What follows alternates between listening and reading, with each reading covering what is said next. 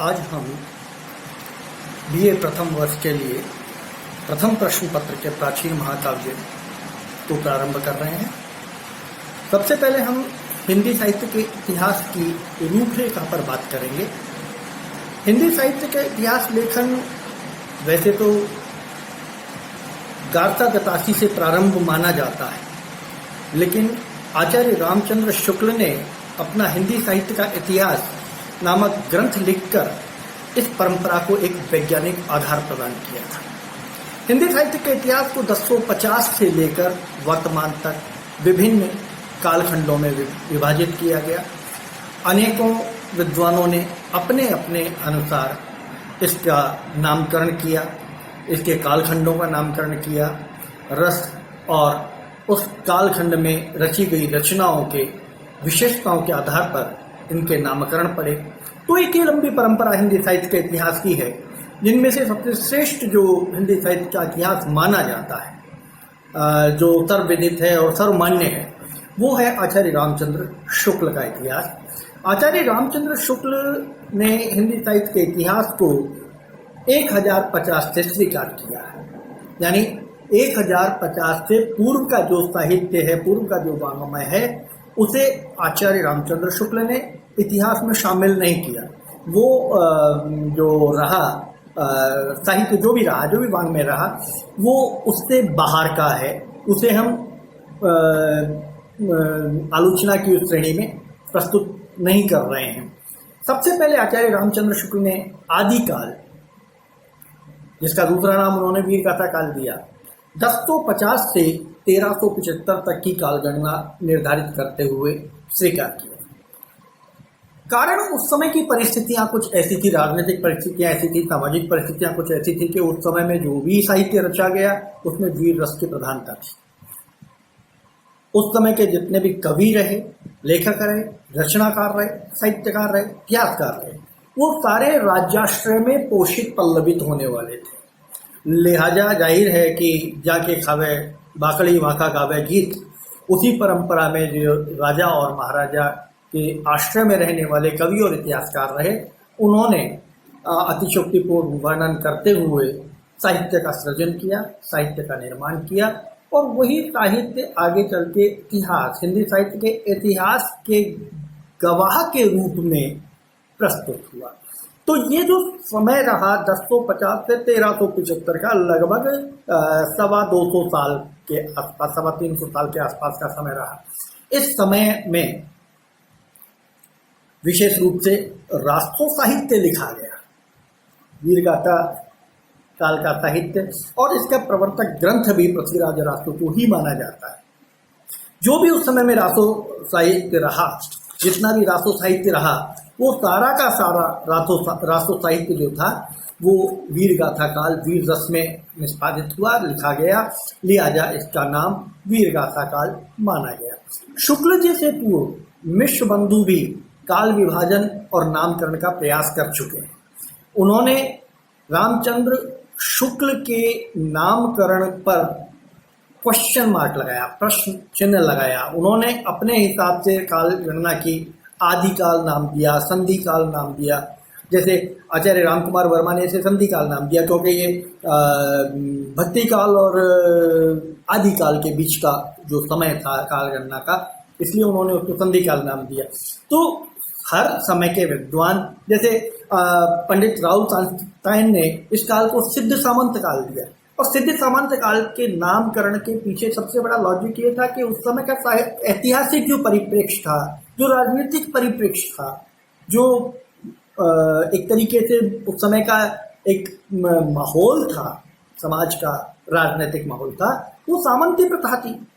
तो सामंती प्रथा में उस दौरान, क्योंकि कहा जाता है कि साहित्य समाज का दर्पण है, तो उस समय जो भी रचा गया, जो भी लिखा गया, उस समय को उसने चित्रित किया।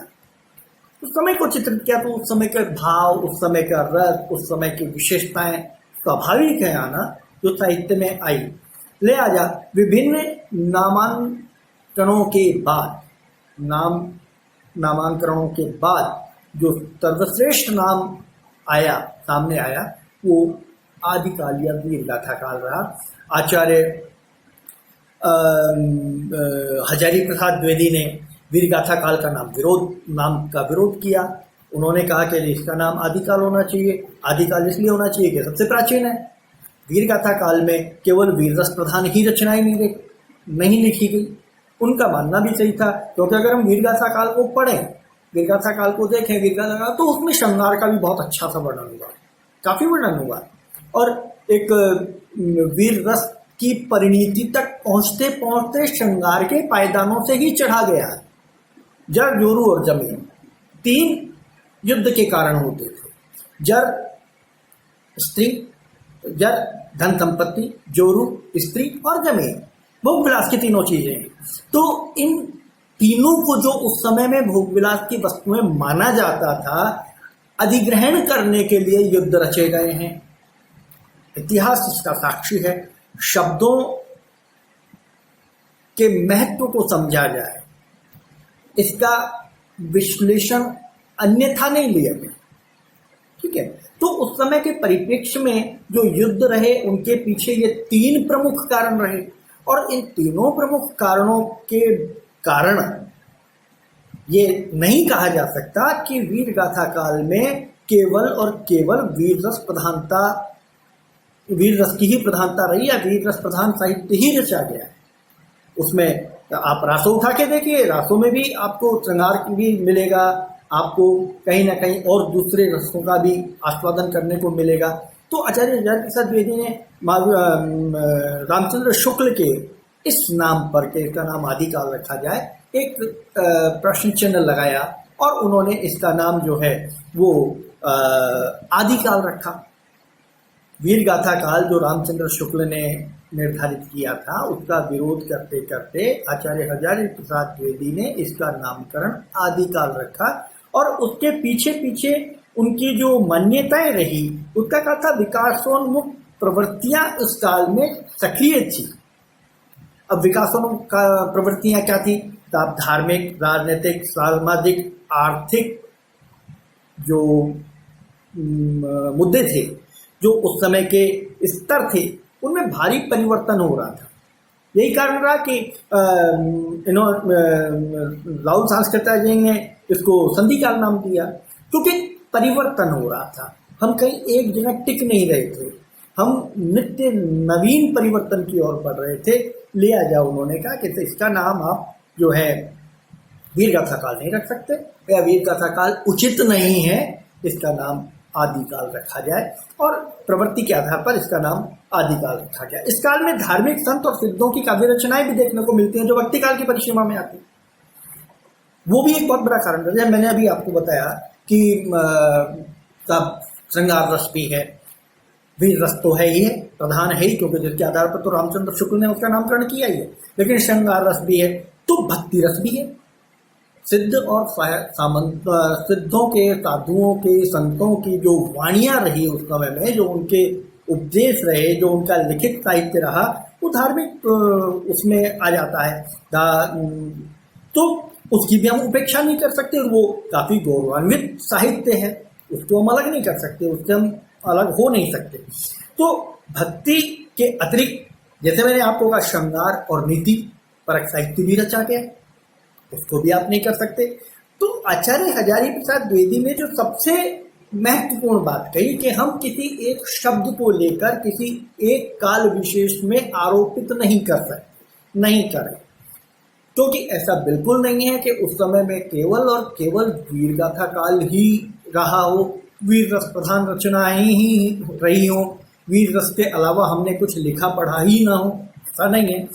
हर तरह की प्रवृत्तियां थी उस समय में भी, हर तरह के लोग उस समय भी थे, हर तरह की सोच उस समय में भी थी। लिहाजा इस काल का नाम वीर गाथा काल न कहते हुए आदिकाल उपयुक्त रहेगा। विभिन्न आचार्यों के मतों के साथ ही चंद्रधर शर्मा गुलेरी इस काल को अपभ्रंश काल नाम देते हैं, लेकिन ये नाम सर्वथा अनुपयुक्त है, इसका कोई महत्व नहीं है, क्योंकि ना तो इसके पक्ष में उन्होंने कोई बहुत ठोस दलील दी, और ना ही कोई साहित्य इस टाइप का मिलता है, क्योंकि संधि काल था, मिश्रित काल था, ये सारा सब कुछ था, मिला जुला था। तो आचार्य रामचंद्र शुक्ल और आचार्य हजारी प्रसाद द्विवेदी के द्वारा प्रदत्त नाम वीर गाथा काल और आदि काल, ये दोनों ही नाम प्रचलित रहे। कुछ लोगों ने चारण काल नाम भी दिया, क्योंकि ज़्यादातर साहित्य जो थे, साहित्यकार जो थे, इतिहासकार जो थे, वो चारण थे, प्रशस्तिगान करते थे राजाओं का। तो कुछ लोगों ने तो चारण काल नाम भी दिया, और चारण काल नाम ठीक है, उस समय के प्रवृत्तियों को देखते हुए उसको माना जा सकता है, लेकिन चारण काल नाम बहुत उपयुक्त नहीं रहा और उससे बहुत ज़्यादा लोगों ने आगे बढ़ाया भी नहीं, प्रचार प्रसार भी नहीं हुआ। फाइनली नाम उसका जो रहा वो आदिकाल नाम अधिक उपयुक्त सभी साहित्यकारों को और आलोचकों को लगा, तो उन्होंने उस काल का नाम आदिकाल रखा। और आदिकाल के में सारी चीज़ें समाहित हो जाती हैं। देखिए, आदि का मतलब होता है प्राचीन, आदि का मतलब होता है पुराना, आदि का मतलब होता है शुरुआती, जो प्रारंभ जहाँ से होता है हम उसे आदि कहते हैं।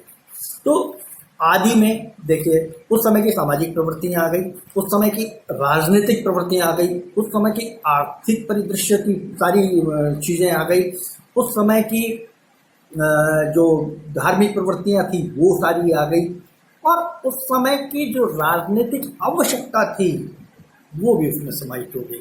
यानी प्रमुख वीर रस, श्रृंगार रस, भक्ति रस और अन्य रस, ये सारे रस जब एक साहित्य में आ रहे हैं तो वो ये हो सकता है कि उसमें वीर रस की प्रधानता हो, उसमें युद्ध को लेकर कुछ ज़्यादा लिखा गया है ना, लेकिन बाकी रसों को आप नज़रअंदाज नहीं कर सकते।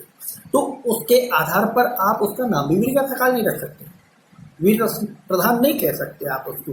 तो आचार्य हजारी प्रसाद द्विवेदी की जो परिभाषा रही कि समस्त रसों के, समस्त विशेषताओं के साथ जो साहित्य रचा गया किंतु प्राचीन है, उसकी प्राचीनता पर कोई प्रश्न चिन्ह आज तक किसी ने भी नहीं लगाया। हजारी प्रसाद द्विवेदी की परिभाषा में किसी ने भी ये प्रश्न चिन्ह नहीं लगाया कि ये प्राचीन नहीं है, उसकी प्राचीनता पर किसी ने कोई प्रश्न चिन्ह लगाया ही नहीं। यानी शाश्वत है कि वो आदि है, प्राचीन है, पुरातन है, उसमें सब कुछ है जो किसी भी समाज के किसी भी समय और परिस्थिति में होना चाहिए। इसलिए उसका नाम आदिकाल रखा जाए, और आदिकाल नाम काफ़ी प्रसिद्ध भी हुआ माना जाए।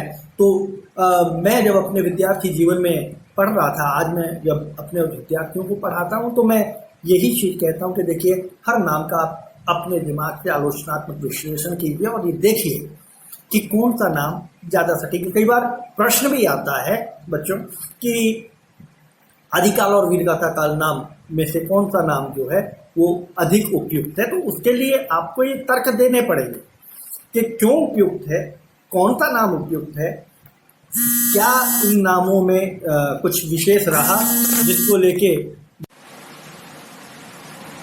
लेके ये सारी चीज़ें जो हैं ये उभरी।